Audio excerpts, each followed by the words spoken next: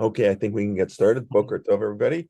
Welcome to class 105 in our ongoing series on the Siddur. So, as I just mentioned, Zev last week, towards the end of the class, asked the second paragraph of Shema is mainly one of the major theme is likely that of reward and punishment. Vayam Shemo, if you listen to the mitzvah, things will be good. And if you don't listen, they won't be so good. So we discussed last week a little bit on Storm, do the righteous have to suffer with the wicked? That was basically Avram's complaint to God.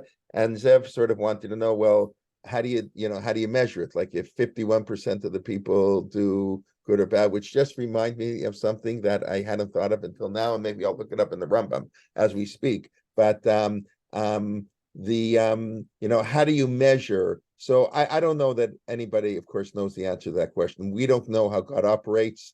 But I think there are a few things we have in our tradition that might help us. Basically, we have a notion of Kol Yisrael Arevim Zebazeh. That's a very famous, it's a beautiful thing. Everybody was taught probably in nursery and kindergarten. It's taught all the time. All Jews are, an Arev means literally is a cosigner, means you are responsible. So an Arev in halachic terminology is I want to take a loan. The bank doesn't trust me. Maybe I won't pay back. So I get my parents to sign for the mortgage in case I can't pay. And then if I can't pay, the bank will go to my parents or my friends, whoever. That's an Arev. So Kol Yisrael Arevim Zebazeh. I mean, we go to you, and if you don't have mitzvot, we go to somebody else, and everybody's responsible, and everybody has to pay for the mistakes of others. That's exactly an Arev. The person who was supposed to pay doesn't pay, so somebody else has to pay, even though they didn't do anything wrong. But that's the way it works. We're Arevim. Now, how far does that go? It also, halachically, Kol Yisrael Arevim Zebazeh has a different connotation or a different application, and that's why, let's say, if you make Kiddush, let's say you come home on Friday night. So let's say we'll take the more traditional route, but it can work the other way. A man goes to shul, he davens Friday night, Ataki Dashta, they say Bayachulu, they say Kiddush in shul, but even Atak Kiddush in the davening. So that's good enough for biblical Kiddush. The rabbis say you should say Kiddush on wine. He comes home, his wife didn't daven, let's say, and his wife didn't hear Kiddush, didn't say Ataki Dashta. Now, the wife is biblically obligated to say Kiddush. The men and women are equally obligated to say Kiddush. So now how can the man say Kiddush on behalf of his wife? The man already fulfilled his mitzvah. He doesn't have to say Kiddush, at least on a biblical level, or even if he fulfilled it on a rabbinic level. It's the same thing. Can he say for his wife? So you would think no, his wife have to say Kiddush. So the answer is no. That since every Jew is responsible one for another. If there's one Jew who hasn't done a mitzvah, it's a beautiful idea. There's one Jew who hasn't done a mitzvah, means I haven't done the mitzvah. So I can do the mitzvah for you, even though I did it already. That's what happens when they blow shofar. The Baal Tokea goes around to all the people's homes. He already fulfilled the mitzvah, yet he makes the bracha again. He can do the mitzvah again for somebody else, even though, okay, you're going to argue shofar, well, the other person doesn't know how to blow. But by Kiddush, they know how to say Kiddush. They know how to say Kiddush, and yet I can say Kiddush for you. It's what we call Yatsa Motzi. Someone who is already Yatsa, fulfilled his mitzvah, can still do a mitzvah on behalf of somebody else because, Kol Yisrael Arevim Zebazeh. That doesn't work if you want to eat a chocolate bar. In other words, if we're both eating a chocolate bar and I already made a bracha, somebody's arguing with me this week. Some people say make 4 eights on chocolate, but we're not going there. And then you don't know how to make the bracha, and I already ate. I already made the bracha, so I can't make the bracha shahakol for you because you have to make the bracha. It's not a mitzvah to eat a chocolate bar. When there's a mitzvah, I'm responsible. That's in a very beautiful, positive sense that every Jew is responsible. If there's a Jew in Australia who didn't do the mitzvah, I remember when Rav Schechter mentioned this, like in Shir, said there's a Jew in New Zealand who didn't do the mitzvah, means a Jew in New York hasn't fully fulfilled the mitzvah. It's a very beautiful idea. Of course, Like Kelman, yeah. what about challah Friday night? You make a motzi for everybody. No, so that correct. First of all, that's a mitzvah. No. If I'm eating the chocolate bar at the same time as you, I can make the bracha. You can answer amen. But if I've already made the bracha, let's say I'm on the chocolate bar. If the two of us are eating at the same time and you don't know how to make the bracha, so I can say, listen to me and answer amen, and that's fine. That would work. But I'm not eating a chocolate bar. I'm not going to eat a chocolate bar. Only you're going to eat the chocolate bar. So for me to make the bracha for you and you don't say the bracha, that doesn't work, because there's no mitzvah here involved. And anyway, that's a technical point. Let's not worry about that too much. But the idea is that all Jews are in the same boat, and every Jew is a beautiful concept. We're one people, and if they're Jews who are not doing mitzvah, this is what kiruv is all about. Outreach. It's a whole very beautiful idea. Of course, you have to be careful how you do it. The Gemara is very clear. I've been mentioned many times. You're not allowed to you're not allowed to encourage somebody or not to sin or to do a mitzvah if you know they're not going to listen. The same way it's a mitzvah to help people do mitzvah, it's a sin to tell people to do, go to shul and hear shofar. They're not interested in hearing shofar. They don't care. Don't drive your car on Shabbos. What are you, crazy? They're not going to listen to you. So then it's forbidden. So it's a fine line. And when I use the example, we're all in the same boat, I meant that in a sort of literal sense. If people are in a boat and some guy digs a hole in the boat, everybody sinks, even the people who didn't sink. Now, if you have a life jacket, maybe you're okay. But so there is an idea that's v'kashlu bavon achiv, that we are responsible for the sins of our fellow brother. At the same time, I think I mentioned last week, that's only if we have the ability to prevent it. If we don't have the ability, so that we can't be held responsible. I don't know about it.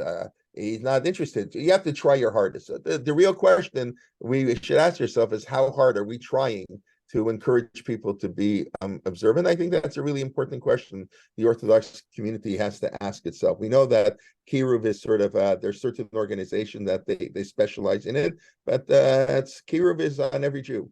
And then any different ways. And it's more the question of, how do we conduct ourselves in our daily life when we interact with people?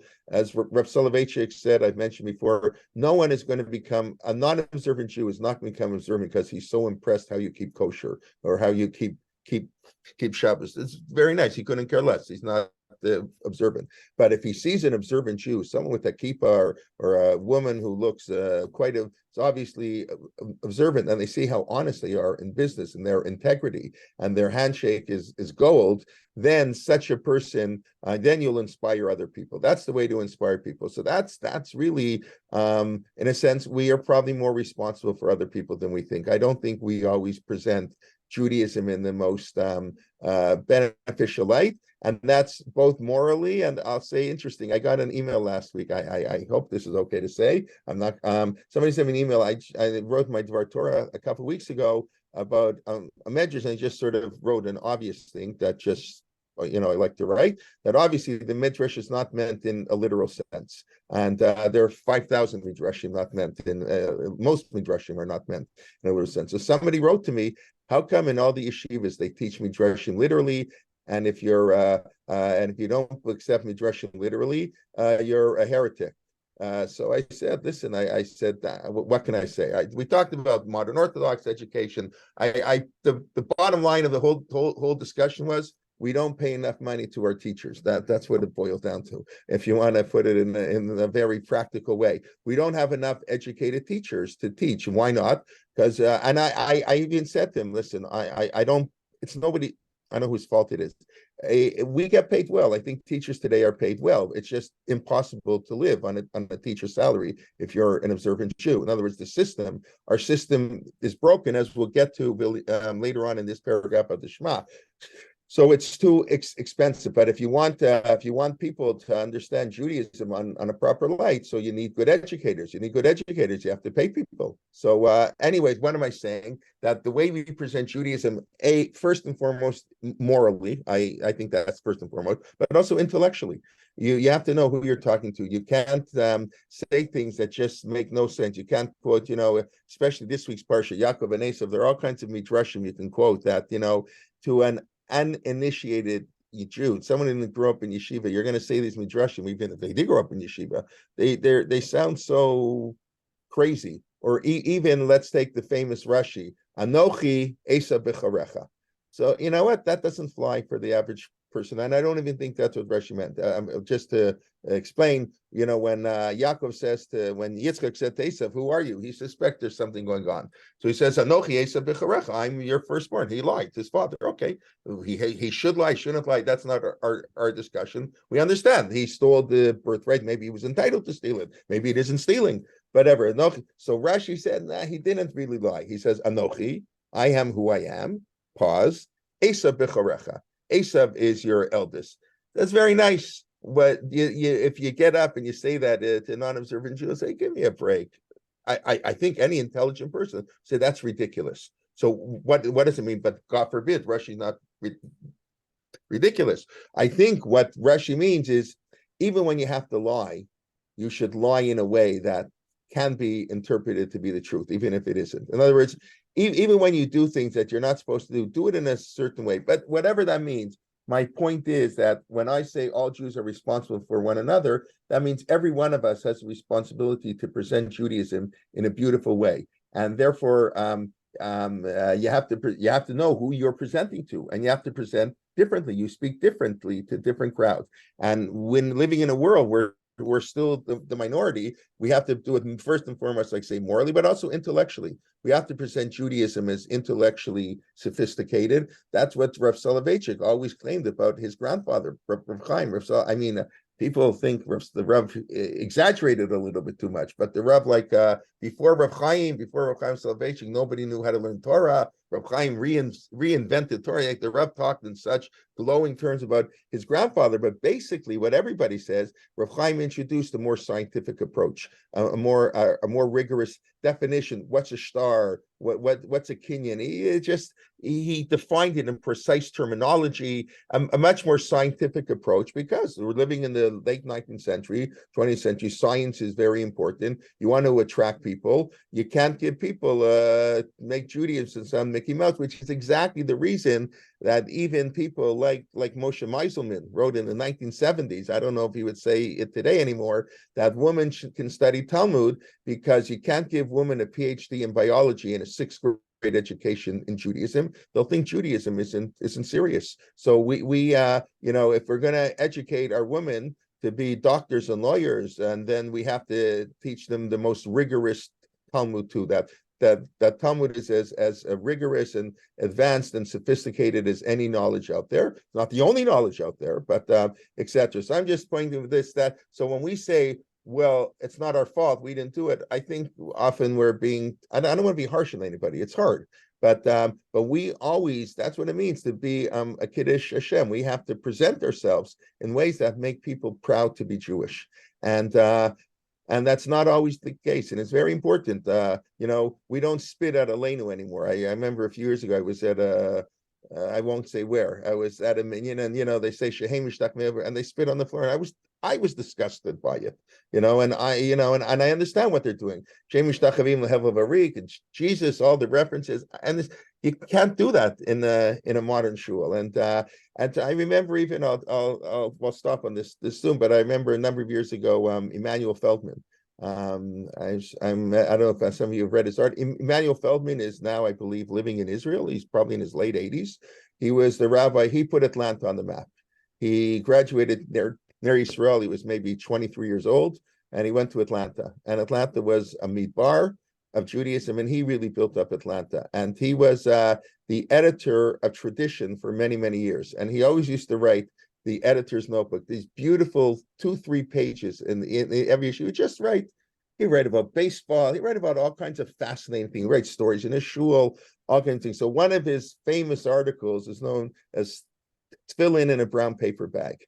And he says nobody would put their tefillin in a brown paper bag. You put it in a nice little thing. So why do so many people who teach Judaism teach like they're in a brown paper bag? They don't speak a proper English. They are not sophisticated. They're not detailed. And he was complaining about the lack of, we often present Judaism like a brown paper bag. And it was, you can probably search it up on the net and find the article. It was a really beautiful article. All those articles were really quite beautiful. So that's very important. So I know that's not exactly what you're asking, Zeb, but yes, the answer is we are responsible and we get punished for the sins of our brothers if we can stop it. And what I'm trying to say is we can stop it everybody can do what they can do, and to try, and it's very important what other people think. We do have to be concerned. You can't live in your own dalit amot, your own little cubicle, and not be worried about the impact on other people. We discussed last week, of course, probably the best example of that, you're more responsible, or a very obvious example, the story of Kamsa Bar Kamsa. What happened with Kamsa Bar Kamsa? The Gemara blames the rabbis, right? The big meal, and the rabbis were there, and they was embarrassed. And if a rabbi, it's not only a rabbi, but especially a rabbi, if a leader doesn't speak up when a Jew, or anybody, when a human being is being embarrassed and humiliated, then people are going to totally look down. And the Gemara says that's why, because the rabbis were at that party, a famous Gemara in Gittin, and they didn't say anything. Bar Kamsa got upset. He went to the Romans, etc. That story doesn't have to be true. I doubt it's true. Again, I get back to my non-literalness of Midrashim. I don't know if there was an actual Bar Kamsa. It doesn't have to be true. It's not. It's I don't know what the word is. It's true on a moral level. But things like that for sure were happening. We know the people weren't getting involved. That's what sinat chinam means, by the way. Sinat chinam doesn't mean I hate you. That's most of the commentaries say. Nobody hates anybody for no reason. The reason may not be a good reason, but there's a reason I hate you. But that's not the way the classical commentaries explain sinat chinam. Sinat chinam means that I don't concern myself with you. I'm not. I mentioned last week that the second paragraph is in the plural, and the Otzar Tefillah Siddur says we have to do our Tefillah, Tshuva, and Staka b'tzibur. It's not enough that we do Staka Tefillah. We have to do it with the community, and if not, and he says it's sinat chinam not to. What do you mean it's sinat chinam? So sinat chinam is not caring for people, and that's the obligation of the Jew to care. I think. I think it was also Emanuel Feldman, if I'm not mistaken, writing, how did it happen that the Orthodox community was so successful in day schools, in Kashrut and Shabbos, really, Yeshiva, Daf Yomi. I mean, there's so many fantastic successes we've had. I mean, my aunt tells me when she was growing up, they thought they were the last generation of Orthodoxy. In the 1950s, that's it. They mamish believed it. The Orthodox people believed they were it. They were a dying breed. Orthodoxy would not survive, and it's unbelievable. Well, how come we haven't had that success in our moral life, in our business ethics? Okay, so the simple answer, it's a lot harder. Part of it may be it's not Jewish. It's the goyim can be. In other words, there's nothing uniquely Jewish about being honest in business. Everybody should be honest. There are all kinds of reasons, but I think part of it. I think it was Emanuel Feldman in one of his other articles, but I could be mistaken. Writing, it didn't dawn upon the rabbis that would be an issue. They came to America after the war, or whatever. Before the war, America was a midbar, not just Atlanta. New York was also a midbar, a desert of Judaism. And okay, we got to build yeshivas. We got to get kashrut organized, and kashrut was a corrupt mess. I'm sure if you know the history of kashrut in this country, and I guess this whatever Canada and the United States. I mean, the COR here got started. There were big fights. There was a lot of corruption in kashrut, and that's the RJJ, the first and only chief rabbi of New York City, Rav Yaakov Yosef. It destroyed his life. He tried to bring chaos to the corrupt kashrut, and he couldn't do it. In the 1880s, you couldn't beat the corruption, and but whatever. So they worked on these things, and you can only do so much. But it is, I think we have to go the other direction if we're gonna not want, if we want to impress other Jews. Don't focus on the ritual aspects. Focus on the ethical aspects of Judaism. And we have to. I'll just add one more thing, and then we'll move on. Zev, I don't know if I'm giving you at all an answer. Basically, yes, we're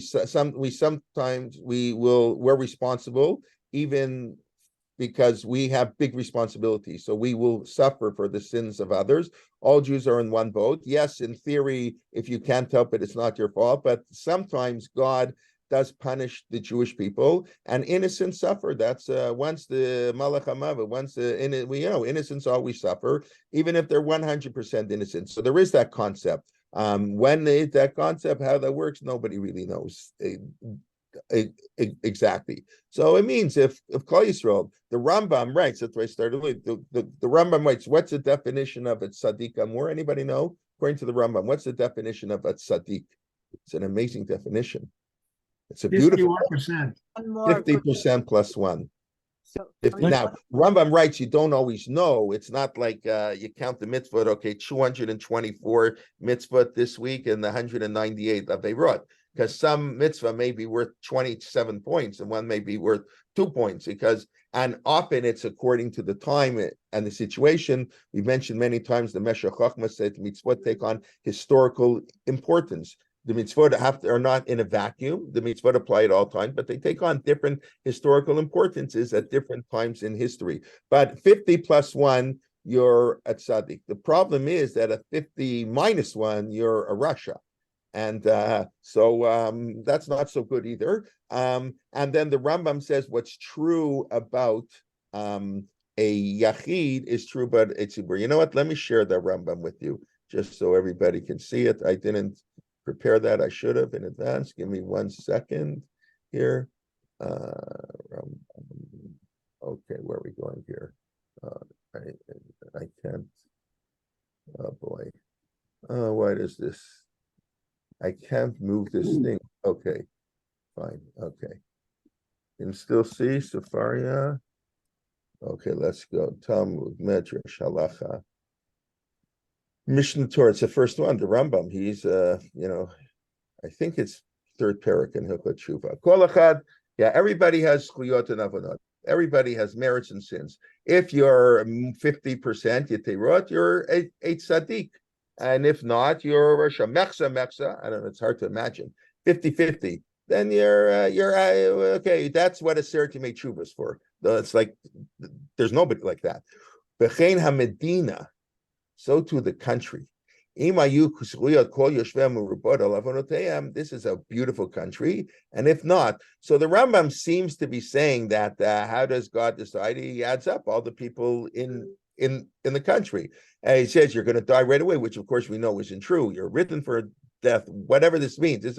We don't really know how this works, but the Rambam clearly equates the individual with the community. Yeah, that's it. That we judge individuals, we judge our community, and people sometimes have to suffer for the sins of others. I will just add one more thing. I don't know if it's exactly right, because I think I mentioned before. I think it's a beautiful thing we say every Shabbos morning, right? We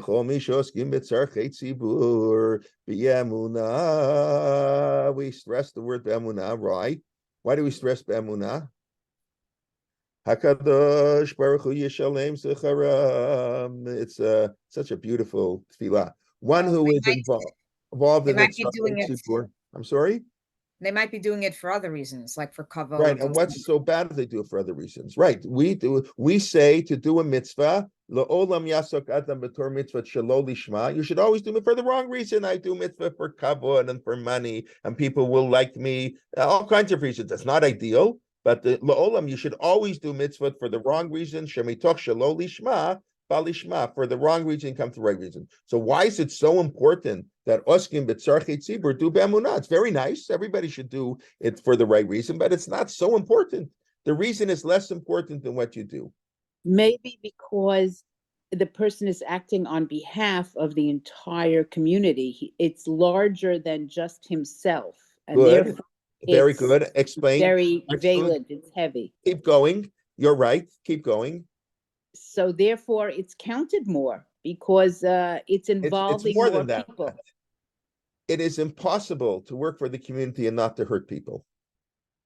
Being a leader means you make decisions that hurt people, even if they're not. You're making a budget for your community. So I'm gonna the thing. So you give more to education, there's less for healthcare. You give more to healthcare, there's less for who knows what, economic investment. It's impossible to be a leader. You run a school, you run a shul. You got to make decisions that are going to hurt people. You have to fire somebody. We have that in our tradition. A teacher isn't good, you're obligated to fire them. I don't know what to say. It's not nice. Can't just get what you're going to have kids learn from a bad teacher. So you hurt people. Everybody hurts people. Every leader has to hurt people. It's very important to know that.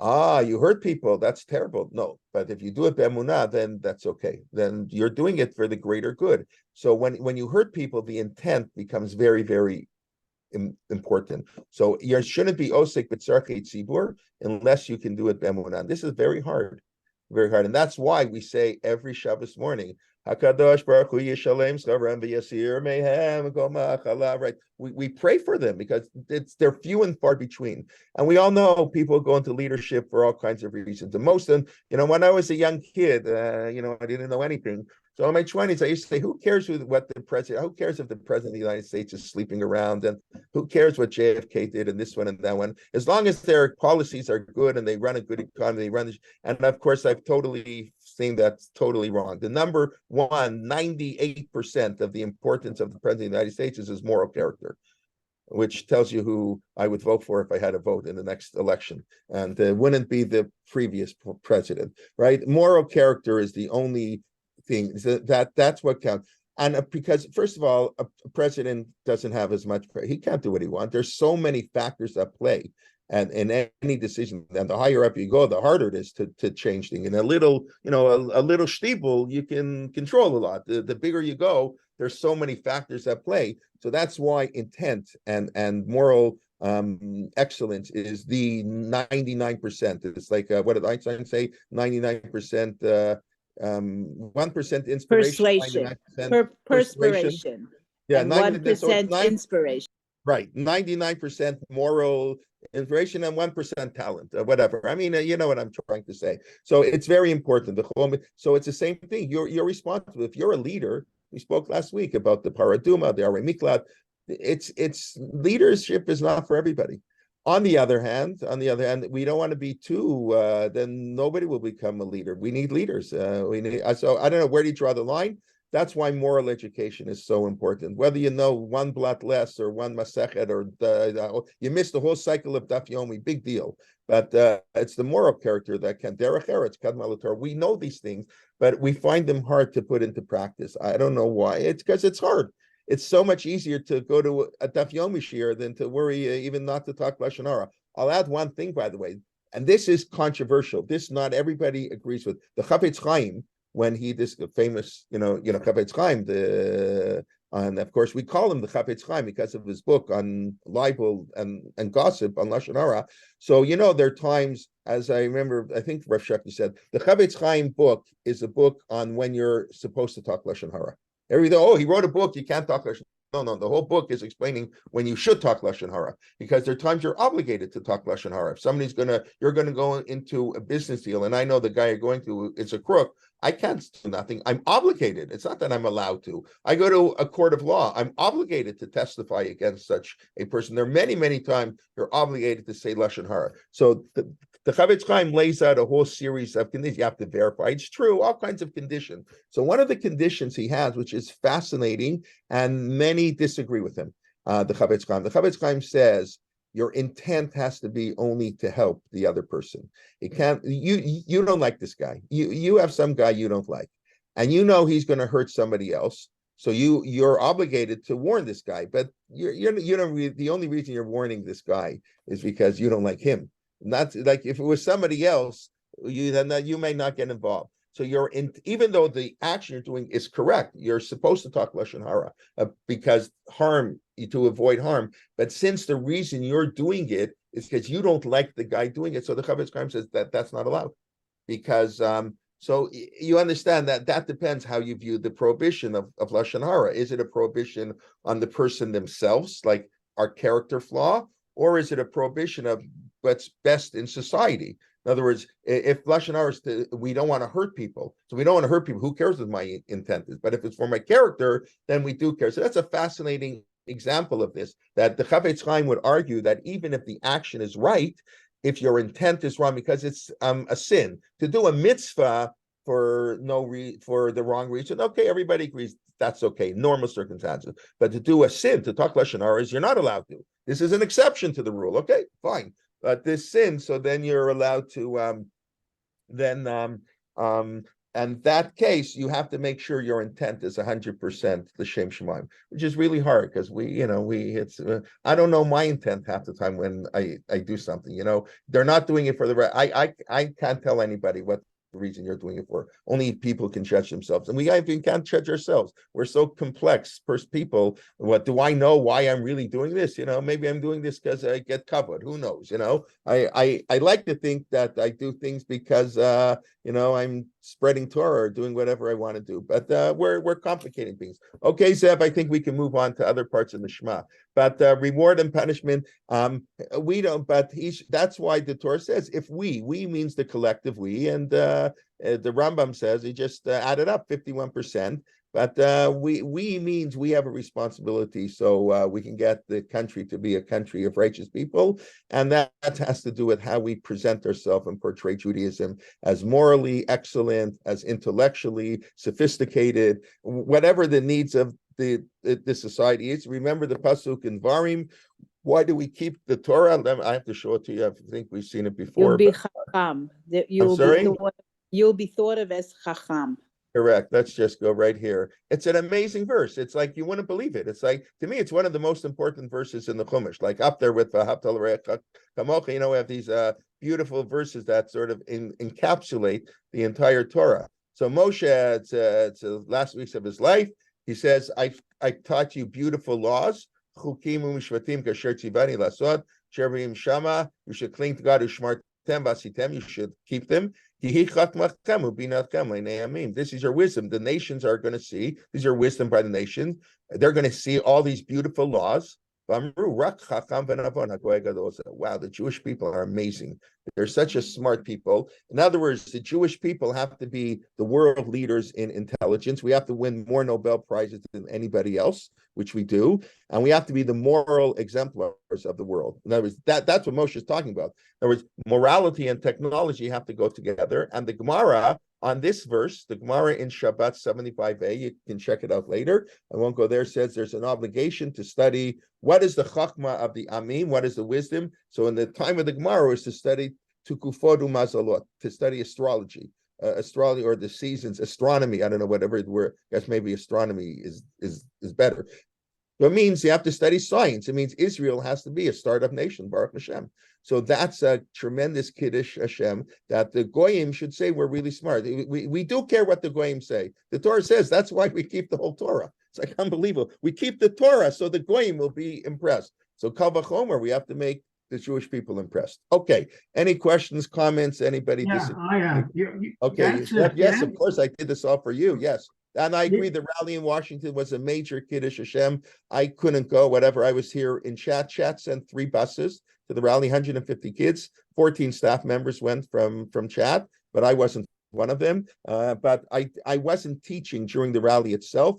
And I sat for, I would say, the first part I went, but the last, from 1:20, when Sharansky, a little after Sharansky spoke, I sat there in the staff room at Chat, and it was moving and inspiring. And that was watching it on a computer screen with 82,000 people watching the live feed I was watching. And then somebody told me it was being live streamed on CBS, on CNN. So thousands of other people there. It was really quite beautiful. Anyways, that's not the point. But yes, it was a great Kiddush Hashem. And the people who went from Chat said the number one thing, and my daughter was there, and my brother was there. The wide range of people. I'm sure some of you were there, from everything to right wing, left wing, religious, reform, secular, anti-religious, Haredi, even, Beis Yaakov sent all of Baltimore, Beis Yaakov went. There were some, not so many, some buses from Lakewood even, anyways. Okay, that's, Zev, what do you want to ask?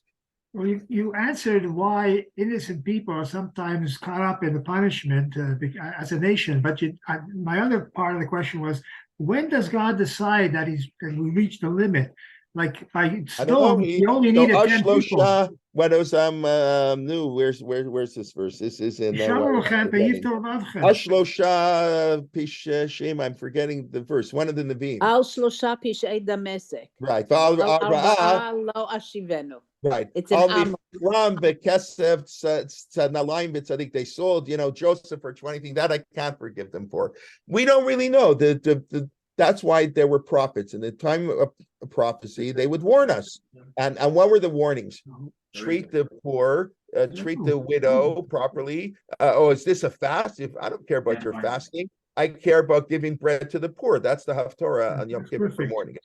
Just pick it up in Yeshayahu. So we don't know. Every time, just like mitzvot take on greater historical importance, everything is different. That being said, listen, we live in a time.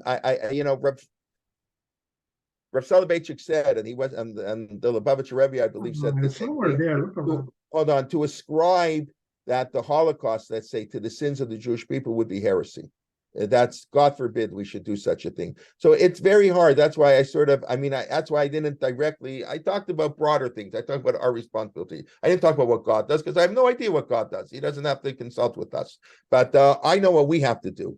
And why God sometimes lets sins, we say God will, we say the Shema Shema Rachum V'chanu Nerech Apayim. What do we say? So 3 or 4 generations. Noseh Chesed Lalafim. Well, what's the Al Shlishim V'Revi'im for 3 and 4, and Chesed for 2,000 generations? We never know. Sometimes he punishes right away. Sometimes he collects the punishments. We don't know. But there's a general sense that our mitzvot do influence what happens. I don't know what that means in real practice. I really don't. And I have to dig up the article I wrote a number of years ago, the Gemara in Shabbos, that talks about, what it means. It's sealed on Yom Kippur. So maybe why are we davening? Why do you daven after Yom Kippur? Are we davening only for next year? So it means if somebody, the doctor tells you have 6 months to live, doesn't have to daven. It's already sealed. Yom Kippur. It's finished. What's he davening? That I think people will find that crazy. When we're only davening for next Rosh Hashanah because on Yom Kippur was sealed. The Gemara has a discussion about that. It's pretty wild. We don't really know. And you know what? I'm going to say something a little harsh. In a certain sense, I don't really care. I don't really care. It's not something for me to worry about. We should only worry about things that we can control. It's interesting. I'm doing in my halacha class here. So we're talking genetic screening, and we thought to introduce them to, whatever the whole issue. So that's like the BRCA gene for breast cancer. So I don't know now. I have to read up on it a little bit more. There was a whole discussion whether you should even test for it, because there was nothing you could do about it. In other words, so you found out you have the gene, so you're going to live for 30 years in fear you're going to get breast cancer. That's a terrible thing. You test for something. If I find out, I can do something about it. So I don't know how God operates. All I know, I can do something about it. What can I do? I can inspire other Jews to be more moral and more ethical and to love Torah. That's my job. And I should do it on myself, yourself, your family, your community, the world at large. And we should, that's all I know. I don't know how God operates. I know that's not people don't like that answer, but I think we obviously don't know. Sadik Varelo, this is a question being asked from time immemorial. Moshe Rabbeinu asked this question. The whole book of Iyov is about this question. We don't know. And that's why the Torah is vague. The Torah says, if you keep mitzvah, so God sent Yonah to Nineveh. If you don't do tshuva, you got 40 days. Okay, so if God sends us Yeshayahu and he tells us give to the poor or raise the minimum wage, or I'm going to destroy your society. Okay, so we know we have to raise the minimum wage. I mean, that's what I mean. Treat the poor better. I mean, whatever example you want to give, right? They just announced yesterday in Ontario that they're going to give a child, early childhood, like teachers in nursery, kindergarten, a raise to $23.86 an hour. So they said it's very nice, it's very good, but it's still pretty impoverished type of salary. And they said, I was just here on the radio this morning, they were saying the 2 things people say are the most important about our society is how we treat the children and how we treat our elderly. And he said the people who are paid the worst in our society are people who teach young children, daycare people, whatever, and people, nurses for older people paid peanuts in Canada. The whole COVID thing, we don't have enough nurses. They're paid. They're totally abused. Right. So there's something wrong in a society where we pay a baseball player, or what's his name, Chapman, there, the third baseman of the Toronto Blue Jays this year. He turned down $20 million now. I don't know. I didn't even know how this works. These qualifying offers turned down 20. So he turned down. No, he's going to try for it. What's $20 million? That's like a joke. And I saw the guy hit 244. What did he hit? 244? That's lousy. 244. I mean, if you know baseball, okay. If he was a 300 hitter, it turned down 20, but that's ridiculous. So he's a good defensive player. So we live in I don't know what to say, a warped society. And I don't blame. Listen, if somebody offered to pay me $20 million for giving a shiur on Zoom, I would probably take the money. I think I would take the money. I'd hopefully give 19 million away or so, maybe 15 million, give a million. I don't know what I would do, whatever, and then give. But okay, but there's something wrong in a society, and we Jews have to speak up. We have to be a moral voice of the world. I remember Dr. Lamb talking, that Jews have to responsibility. Listen, because of 2,000 years of persecution and anti-Semitism and pogroms and Holocaust, so we understand why Jews have retreated. It's not my role to worry that to worry what the goyim think about us. But that's a terrible thing. It's like Shimshon Raphael said, the ghetto is bad. We don't want to live in the ghetto. That's not a good thing. The ghetto, we're upset that they put us in a ghetto. That we want to be out of the ghetto. We want to show the beauty of Judaism. That's the Rav Soloveitchik's famous comment. Ger v'toshav. When Avram went to buy Marana Machpelah, I'm a ger, and I'm a little bit different, but I'm also part of the world. I'm both a ger, but I'm a stranger, but I'm a resident of the world at large. Okay, Zeb, did I get you even more not answering anything? Well, okay. at just one point, God is warning the Jews here against idolatry specifically. Yes, okay, so fine. So okay, so I wanted to talk on what I talked about maybe for 8 minutes. So we ended up talking about it for 43 minutes. Okay, that's the way things go around here. What can I do? Those who come to my weekly share know that's whatever. But let's go through the parsha itself, and we'll come to it when we get to Shamru Lachem, then we can pick it up. Okay, let's just start. Excuse me. Yes, I wanted to say two things. One, testing for the BRCA gene is important, and there are steps you can take. Okay, thank you for that. I said I'm not up, and thank you for correcting me. I'm talking from generations ago, but okay, thank you. There, you discuss it with your doctor, and sometimes there are things you can do. You can even get a prophylactic mastectomy. So I don't want to leave it that there's nothing. I had that in the back of my mind. Thank you. Okay. That's one. Secondly, whenever my students ask me, how could God do this? Or my answer is always twofold. When I say I'm not God's accountant, I can't figure it out. And then I say that I don't understand how a plane can stay up in the air. I don't understand how a ship can float when it's as big as a city or a football field. But there are humans that can understand that. So before I start attempting to understand what God does, I first should make sure that I understand everything people do.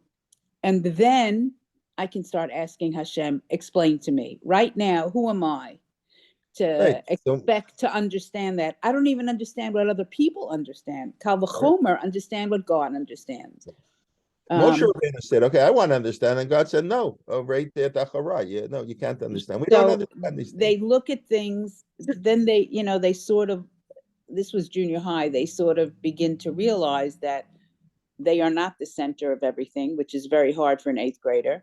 And they don't know everything, and that you need to realize, what are you? I would say you may on the one hand we have in front of Moshe Shiviti Hashem L'negdi Tamid, God is always before me. You always have to have God before you.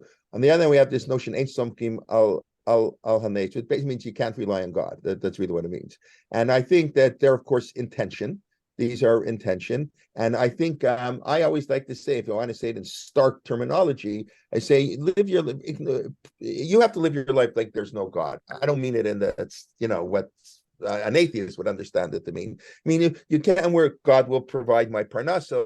No. You live you have to build a fence. That's what the Torah says.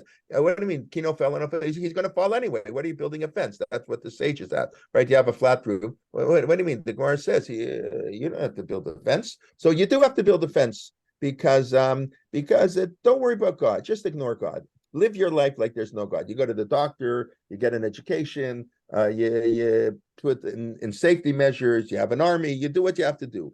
And on the other hand, God is always before us. Everything we do, we should be doing how to do what God's will. So again, like I say, they're in tension a little bit, not in direct tension, but that idea. So yes, okay. Like Hishtadlus, and Right. Hishtadlut and today, I think basically Hishtadlut should be like one. No, I think you need 100% Hishtadlut. Just we believe God is there too, but you can't rely on God for anything. Ain't some you're not allowed to ever rely on God.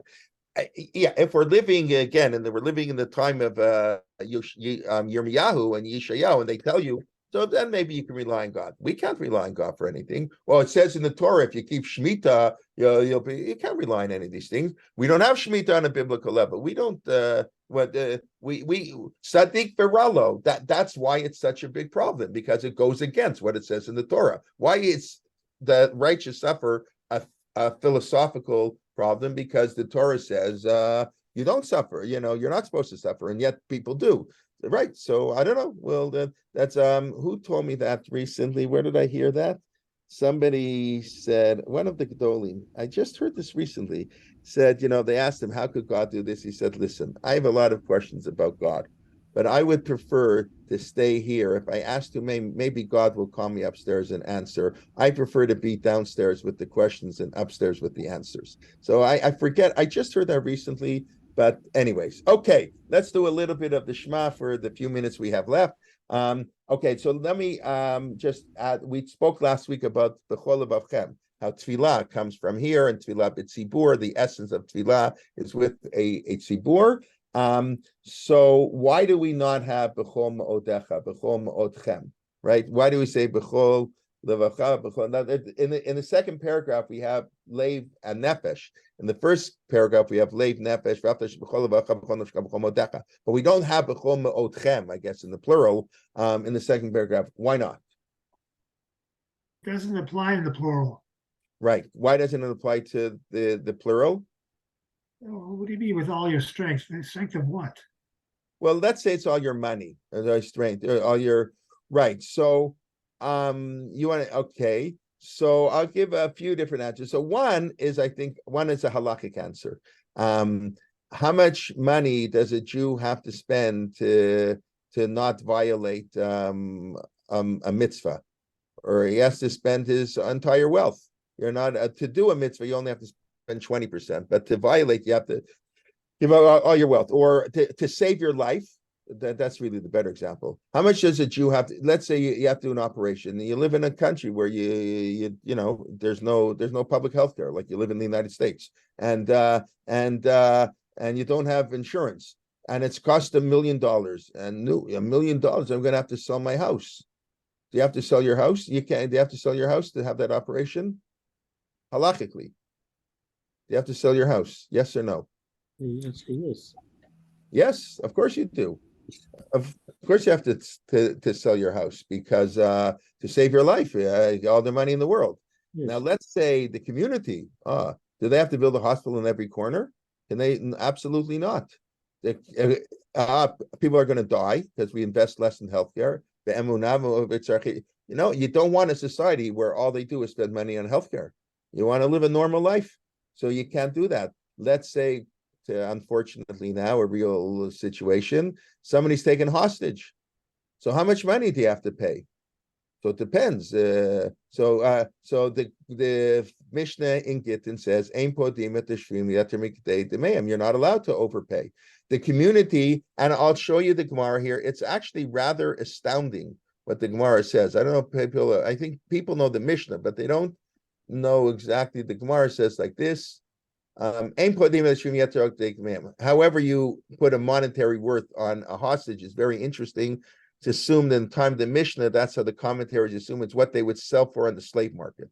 So not something we sort of like that terminology. But you can't redeem a pot for more than he's worth. What do you mean he's worth? So you see, we have to put money, like in the insurance clause, they put money to a life value. It's for the betterment of the world. The world can't live like this. So the Gemara wants to know why. Is it because ducha ditzibura? Because it's going to cost too much money. The community, it's very nice, somebody's hostage, but you know what? The community has other responsibilities. Not the only responsibility of a community is not to redeem hostages. There are 50 other things the community has to do. When we spend all their money redeeming hostages, we won't have money for other things. Or no, maybe it has nothing to do with money. It's if you give in to hostages, you encourage them, they'll take more hostages.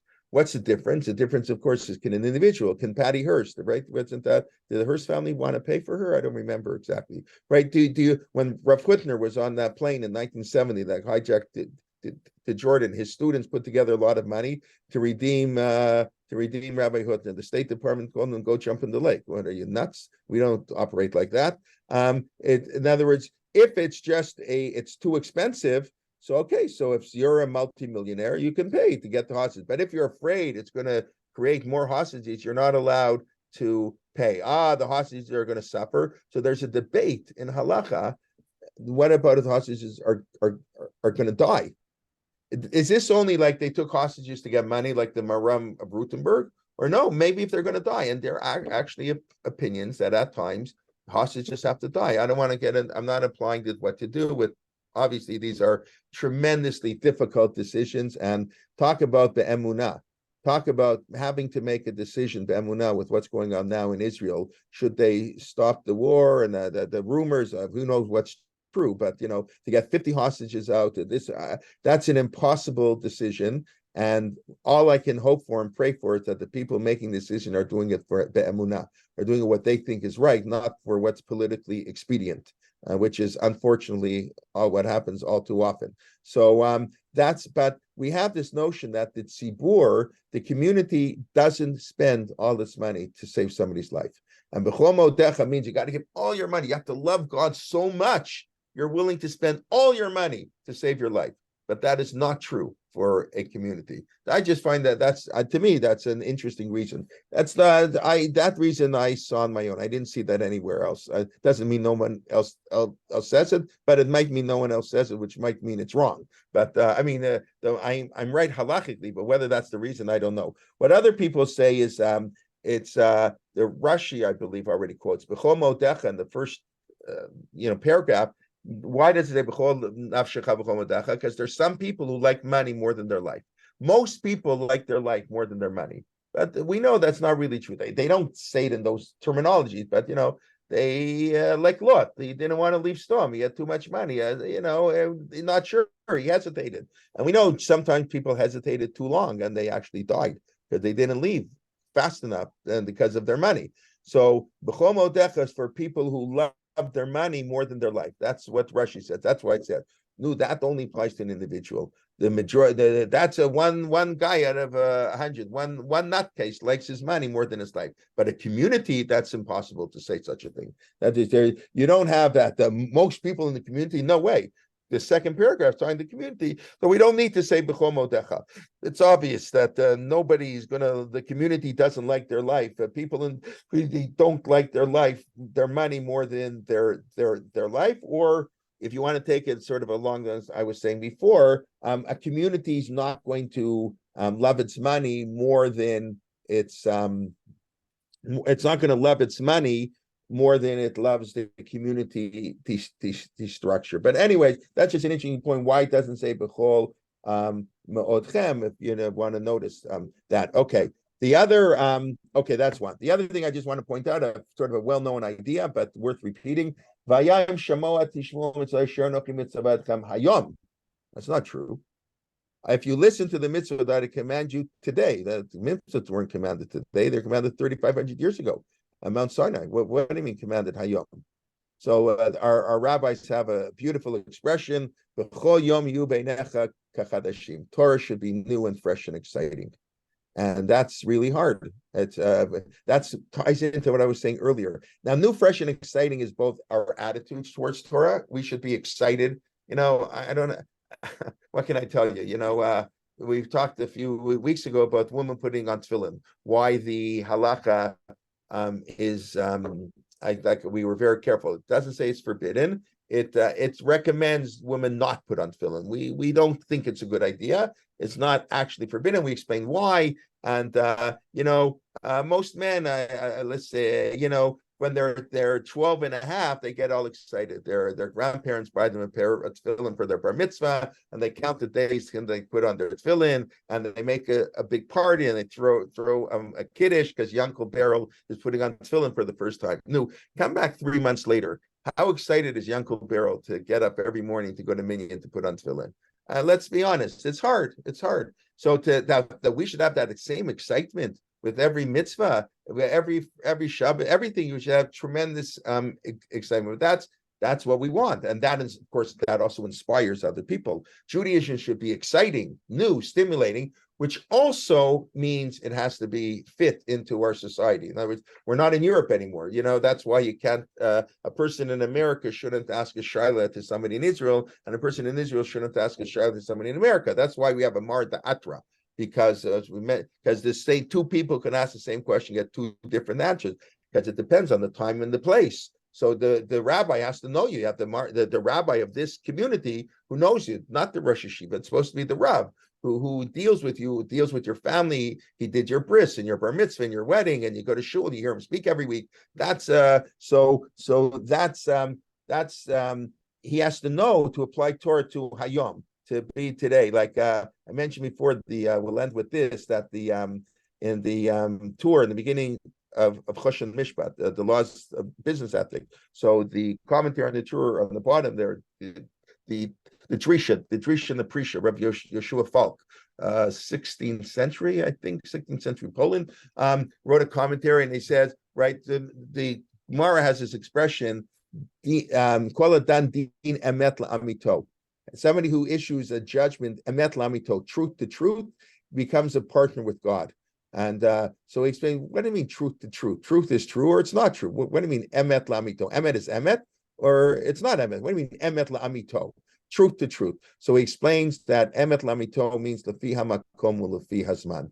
That no, truth is. So you have to know how to apply halacha. That's what he's talking about in a specific time and a specific place. It sounds like you make something like a Reform rabbi, but no, this is orthodox. There was no orthodoxy, but what I mean, emet lamito, you just write lefi hamakom lefi hazman. This you have to know how to apply halacha. Yeah, you have to know. You go to any beit din, so you have to know the RCA beit din. If there's a real estate thing, they have a real estate lawyer, one of the judges, because you have to know how is real estate conducted in America. You can't just look in the Choshen Mishpat. What does it say in Baba Batra about making a kinyan? Because we live in an American society, we conduct business in a certain way, and that has halachic implications. So B'cho Hayom, it's very important to listen to the Torah, but to listen to Torah today.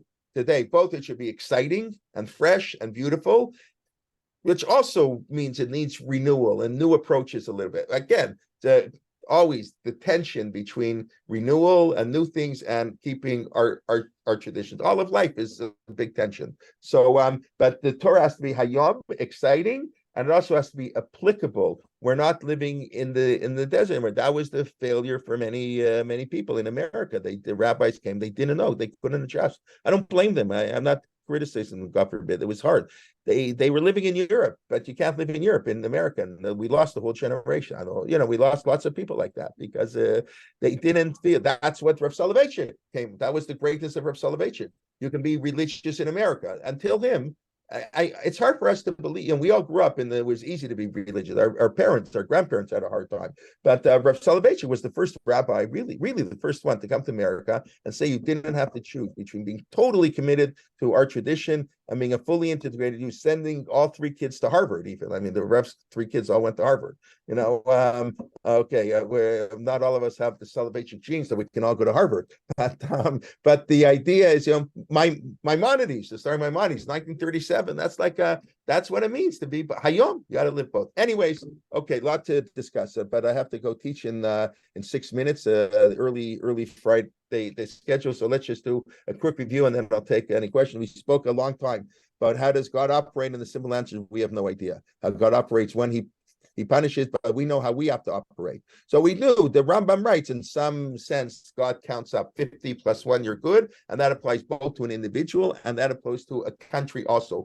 50 plus 1, whatever that means. But one, I didn't show the Rambam, not every one is equal. It may be lefi hamakom or lefi hazman. At certain times, one mitzvah is worth more than it might be worth at another time. And we spoke about our responsibility for other people. We have much greater responsibility. We are responsible. Kol Yisrael aravim zebazeh, and yet they don't pay the loan. You got to pay it. They do the sin. You got to pay for the sin. So the idea is you don't want to be an arev unless you know who the person is. So you got to help. You got to make sure. And anybody who hasn't done a mitzvah, you can do the mitzvah on their behalf, because my mitzvah is incomplete if there are other Jews. And we can do more than we think. And the way we do it, we today with social media, and we can influence so many people. It used to be you could only influence the people in your town. Today, you can influence the whole world. And unfortunately, many people are influencing the world in a negative way, but we can influence it both first and foremost morally, and secondly, intellectually, to influence the beauty of Judaism, the sophistication, the relevance of Judaism, and that's our responsibility for others. And maybe we don't do that. We're in one boat. Somebody digs a hole in the boat. We're all in trouble. Okay, so that was the main thrust of what we talked about. In Torah has to be Hayom. It's got to be relevant and beautiful, and Lefi Hamakom, Lefi Hazman. And just let me see if there are any quick questions. Sounds like right, lying to right. We have to present you problem. Rabbi Eliezer Berkowitz, Faith After the Holocaust, which I looked at many years ago. I really haven't looked at recently. Thank you, Yocheved, for that. I just reread it and I found it very. All his writings are very powerful. He was a great writer and a great thinker. Rabbi Eliezer Berkowitz, who learned in the Hildesheimer Rabbinical Seminary, was a rabbi in Germany. Then, of course, many years in Chicago before at Skokie before he made Aliyah. Okay, thank you, for the comments of the BRCA gene. We talked about it. Thank you very much. I apologize for speaking too soon. And okay, your money or your life, then pause. True, right? Right. Wait, guys, why doesn't it say b'chol modchem? The difference between community and Siddur, right? Okay, with the rules of modern real estate business, it is imperative, quite possibly moral, ethical, according to Jewish tradition and what Hashem has transmitted through the prophets.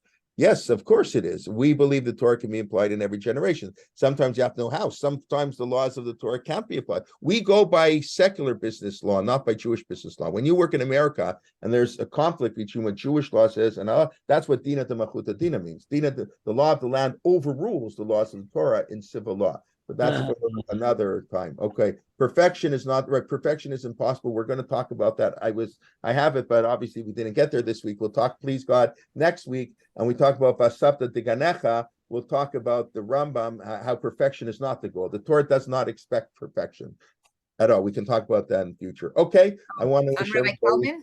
Yes. Just one, if you have a half a minute. So I just heard That's Rabbi all I had. on Hishtadlus that yes, you're supposed to put in your all. You can't rely on the nest, but he said that tefillah is part of your Hishtadlus. Like if you're I would agree with that. Absolutely. I feel like I was talking about Hishtadlus back into the picture, so to speak. Hishtadlus is very. I don't disagree with that. From we do believe, but it's not nowhere near enough. Of course, that's not. It's a different type of Hishtadlus. It's not the same Hishtadlus. But okay, everybody, thank you very much. Rabbi Liebtag Sunday morning, and Benny in Hebrew. Benny Gesundheit after that, Tilim in Hebrew. I want to wish everybody Shabbat Shalom. B'sorot tovot, we should hear good things, and everybody. Shabbat Shalom. Thank you. Okay, Shabbat Shalom. Thank you very much, everybody. Okay. Shabbat Shalom. Shabbat Shalom. Shabbat Shalom. Thank you.